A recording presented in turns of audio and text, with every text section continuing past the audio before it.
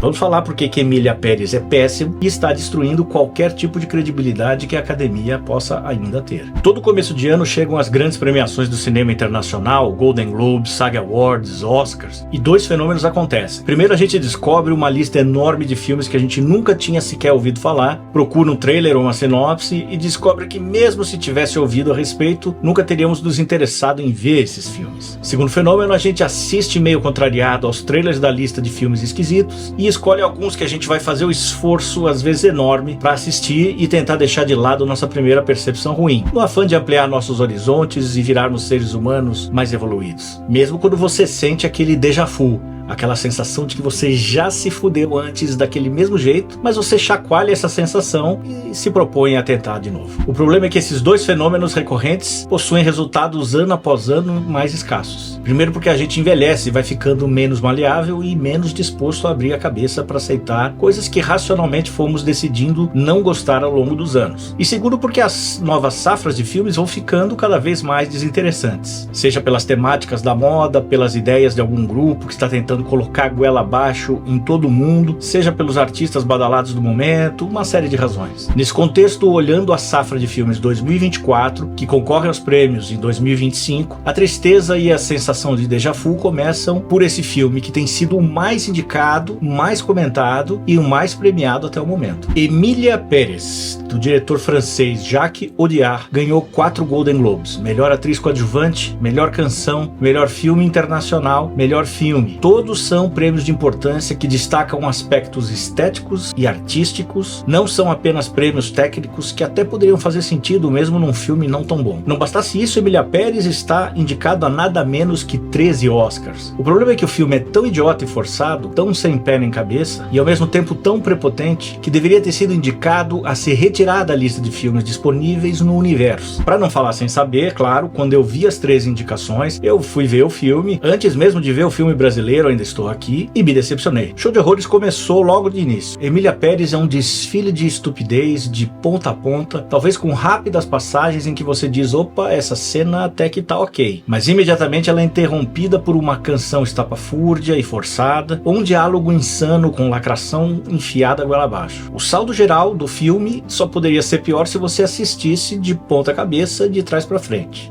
Será? Talvez ficasse até melhor. Manitas del Monte, tenemos un cártel en el mercado de las nuevas drogas.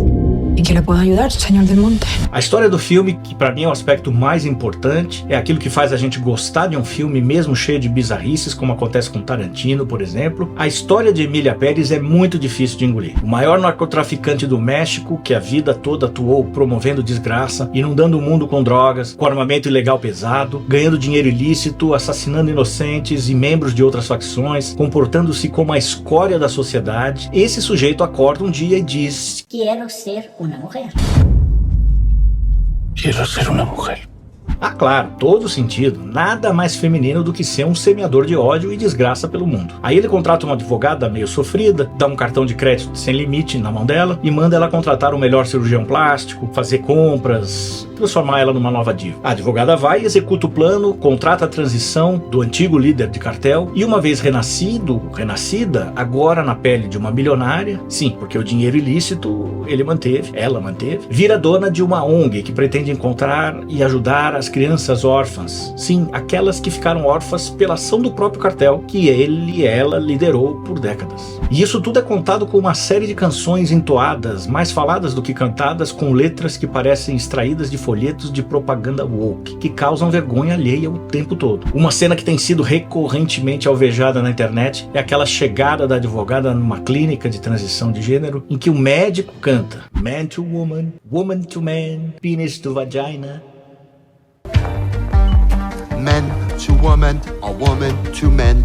Man to woman. From penis to vagina.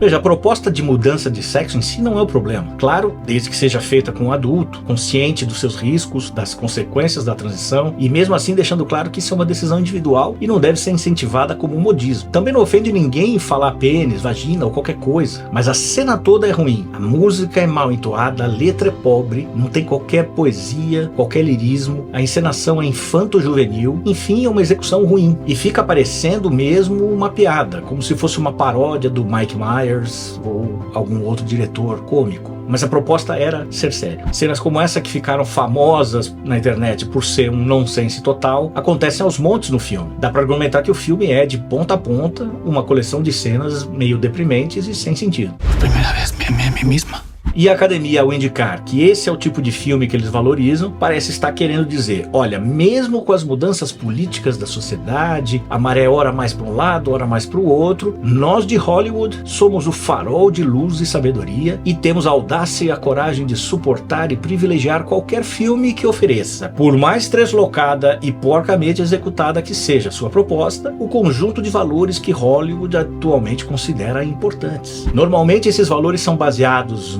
na cultura identitária, nas minorias ou qualquer elemento dessa famosa agenda woke que garante que esse filme será sim premiado e incentivado, mesmo a contragosto do público. É claro que não dá para ter certeza se essa foi uma intenção da academia ou se apenas os votantes a ela associados, por qualquer motivo inconcebível, realmente acharam o filme bacana. Mas o fato é que tem filmes que dá pra você perceber que determinado grupo vai achar interessante, muito embora a gente mesmo não consiga se emocionar ou não consiga entender a estética ou aquela argumentação. Mas isso não é o que acontece no Emília Pérez, que apenas causa desconforto, vergonha alheia, é exageradamente forçado no argumento, muitas vezes mal executado, pretensioso, sem muito a oferecer como entretenimento. Algumas pessoas podem dizer, você não entendeu a proposta, mas isso é impossível, porque ao longo dessas cenas sofríveis, a proposta e as ideias defendidas são muito claras e facilmente compreendidas. O problema não está em compreender, mas sim o fato de que as ideias propostas são meio ruins, com uma execução bastante questionável. E sem contar que a Emília Pérez, a personagem, mesmo com a proposta de redenção, tornando o líder do cartel uma dona de ONG preocupada com crianças órfãs e desaparecidas, ela continua sendo criminosa, como era o antigo traficante, pois interfere na vida da ex-esposa, impede que ela se case novamente, tenta matar o namorado dela, é abusiva, é autoritária, como era a sua personalidade anterior. E mesmo que agora ela seja evoluída para uma mulher casada com outra mulher, ela continua sendo criminosa. Ao assumir essa trama como um enredo plausível, o diretor, roteirista, talvez queira argumentar dizendo, mesmo a pessoa mais desgraçada e odiosa do mundo, pode no fundo ter um desejo reprimido de transacionar de gênero, e isso pode ser a salvação da humanidade. Logo,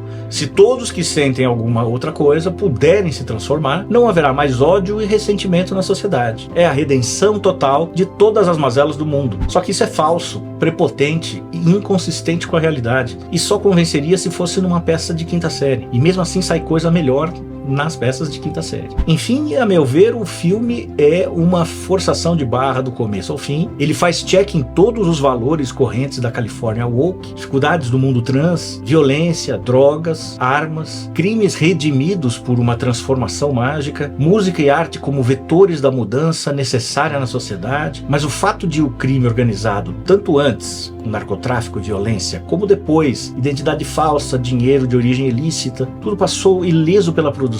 Não houve nenhum acerto de contas no sentido de punir todos os crimes cometidos pela personagem, e logo essa ideia de redenção proposta é falha e inaceitável como virtude. Pior ainda, há relatos de mexicanos que ficaram ofendidos, de grupos LGBT ofendidos, feministas que ficaram ofendidas. Todos esses grupos, claro, não completamente, mas muitos representantes desses grupos mostraram que o apoio geral do filme está longe de ser unânime. Você tem até um monte de brasileiros xingando o filme, não por ser de fato ruim, mas porque concorre diretamente com o nosso filme. Ou seja, você tem um filme fraco que foi exageradamente apoiado, com vários subgrupos de haters completamente desmiolados. Ou seja, tá tudo errado nessa história. Mas se Emília Pérez é de fato ruim, a despeito dos prêmios recebidos, isso aumenta as chances do filme brasileiro Ainda Estou Aqui ou não? Afinal, o filme brasileiro tem uma história excelente, infelizmente baseada em fatos reais de um período horrível da nossa história, mas é artisticamente muito bem executado, com boa cinematografia, bom enredo e grandes atuações. Não bastasse isso, o filme critica o autoritarismo, que também faz parte do conjunto de itens da agenda woke. Então tem tudo pro Brasil dar certo.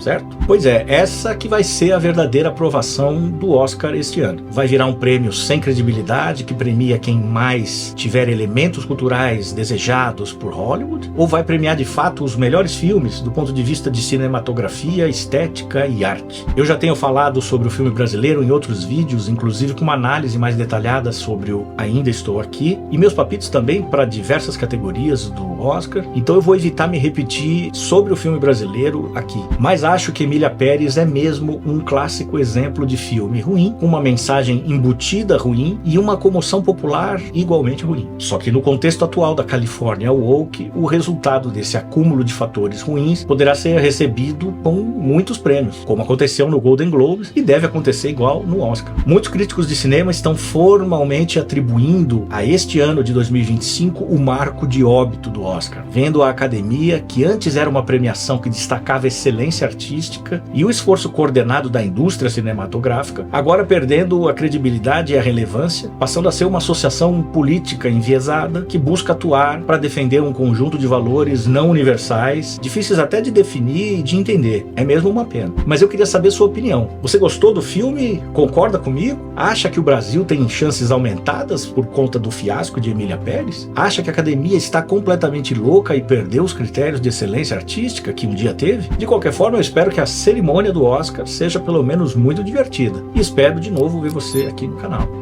Um abraço!